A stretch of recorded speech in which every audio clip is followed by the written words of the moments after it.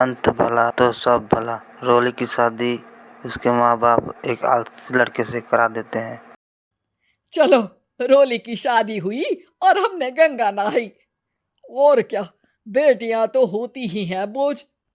हाँ, पर अब क्या चिंता, उतार तो दिया बोझ तुमने, अब वो लोग समझे।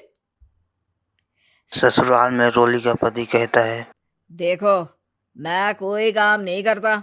ये बात तुम्हारे मम्मी पापा को बता दी थी मैंने। अब जो किराया आता है दुकान का, उसी से घर का गुजारा करना है।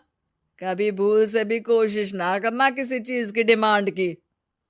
क्या मम्मी पापा को पता था कि आप कोई काम नहीं करते?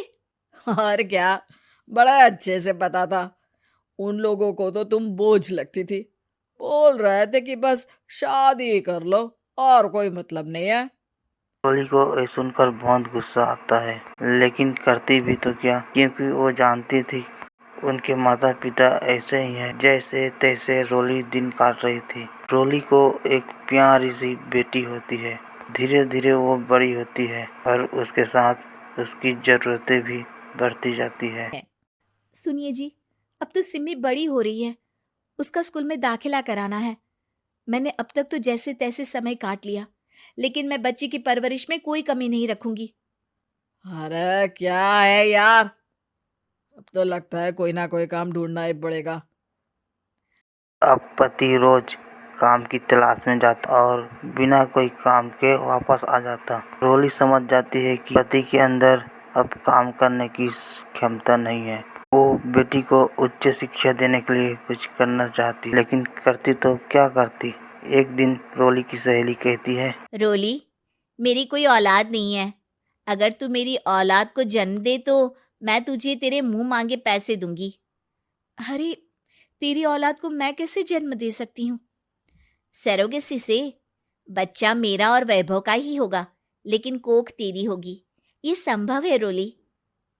रोली कुछ सोच के कहती है, मुझे मंजूर है, लेकिन मैं इसका 2 लाख रुपया लूंगी। अरे कोई बात नहीं, मुझे मंजूर है। रोली खुश हो जाती है कि एक बच्चा करने का उसे 2 लाख मिलेगा। वो घर आके पति को बताती है। पति खुश हो जाता है। अब क्या था, डॉक्टर के पास जाके सहेली का बच्चा रोली की गोद में पलने लगता है। मुझे 20,000 चाहिए मेरी बेटी के एडमिशन के लिए। हाँ हाँ ठीक है, मैं उसके एडमिशन से लेकर सारे खर्चे उसके अकाउंट में डाल रही हूँ। रोली की बेटी का एडमिशन हो जाता है। रोली को लगता है वो अब सब कुछ ठीक कर देगी। दिन और महीने आगे बढ़ते हैं। अब एक दिन एक बात कहूँ जी, काश इस बच्चे को मैं रख पाती। मैं अब इससे काफी जुड़ गई हूँ। अरे यार, पता नहीं किसका बच्चा है, अपने पास है ना अपनी मुन्नी। हाँ, लेकिन अब मैं भी इस बच्चे से जुड़ाव फील करने लगी हूँ, लेकिन मैं ये जानती हूँ कि ये मेरा बच्चा नहीं है। दोनों की जिंदगी ठीक चल रही थी, लेकिन कहते हैं ना कि सुख का पल ज़्यादा लंबा नहीं होता। एक दिन रोली का सहेली का फोन आता है। रोली, मुझे अब ये बच्चा नहीं चाहिए, मैं अपने पति को छोड़ रही हूँ। अरे लेकिन मुझे पैसों की जरूरत है, बच्चा तुम्हारा है, मैं क्या करूँगी? सहेली बिना कुछ बोले फोन काट देती है, फोन स्विच ऑफ कर देती है। लेकिन रोली का जीवन का तूफान यही नहीं रुकता। रोली, मैं इतना भार नहीं उठा सकता। आज पढ़ाई का पैसा मांग रही हो, कल को शादी, कॉलेज और पता नहीं क्या क्या। मैं तुम्हें छोड़ रहा हूँ। अपनी बच्ची उठाओ और निकलो इस घर से। अरे पर मैं कर तो रही हूँ ना बच्चे के लिए काम, आप आराम से रहिए ना। क्या काम कर रही हो, देख रहा हूं मैं। ये छोटा शहर है, यहाँ लोगों को बात बनाते वक्त नहीं लगता। तो मैं क्या करूं? ज्यादा पढ़ी लिखी नहीं हूं, कैसे घर के खर्चे चलाऊं? और आप तो काम करना ही नहीं चाहते। हाँ, ना चाहता हूँ और ना ही करूंगा। रोली को पति की बात पर काफी गुस्सा आ जाता है। ठीक है, अगर मेरे जीवन में संघर्ष ही लिखा है तो वही सही। इस वक्त पति होने के नाते आपको मेरा साथ देना चाहिए था, लेकिन नहीं, आपने तो इस हाल में मुझे घर से बाहर निकालने की बात कह डाली।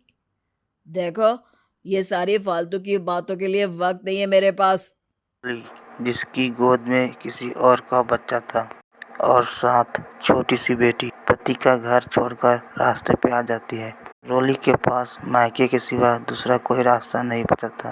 अरे रोली कैसी है? कितने दिनों के लिए आई है? हमेशा के लिए माँ। वो माँ को सारी बात बता देती है। ओए लड़की, इतनी हिम्मत का काम कर लिया। अरे ना ना, यहाँ कोई जगह नहीं है। तुम तो अपना बोरिया बिस्तर उठाओ और निकलो यहाँ से। रोली के पास अब मायके का भी रास्ता नहीं बचता। वो चुपचाप बच्चे को लेके जा रही थी कि उसे दर्द होता है और डॉक्टर के पास चली जाती है और फिर वहाँ वो एक प्यारा सा बेटे को जन्म देती है। कितना प्यारा है। कितने अभागे हैं इसके माँ बाप जो इसके पैदा होने पर भी नहीं है। तभी वहाँ डॉक्टर आ जाती है। रोली, बच्चे के पिता तुमसे मिलना चाहते हैं। आपका बहुत बहुत शुक्रिया। मैं इस बच्चे को पालूंगा। भले ही इसकी माँ ने इसे छोड़ दिया हो, पर मैं अपनी जिम्मेदारी निभाऊंगा।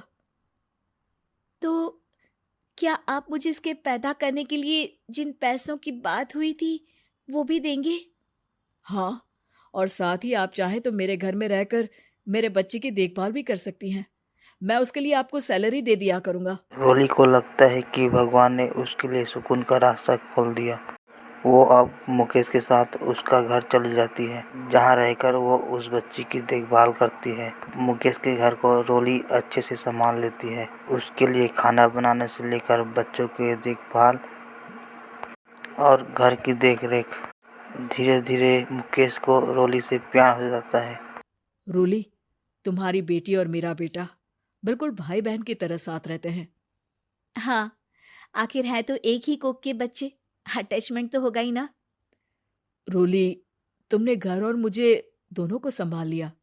ये तो मेरा काम है। आपने भी तो मुझे छत दी जिससे मैं अपनी बेटी की पढ़ाई और भविष्य के लिए पैसे जोड़ सकूं।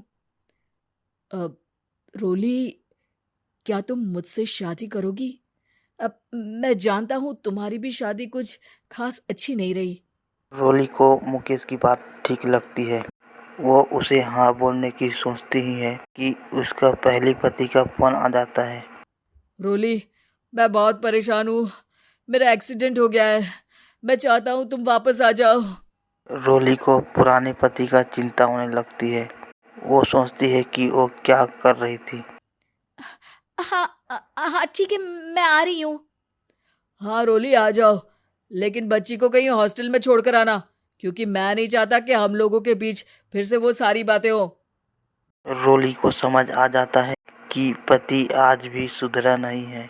वो पति के पास जाने से इनकार कर मुकेश को हाँ कर देती है।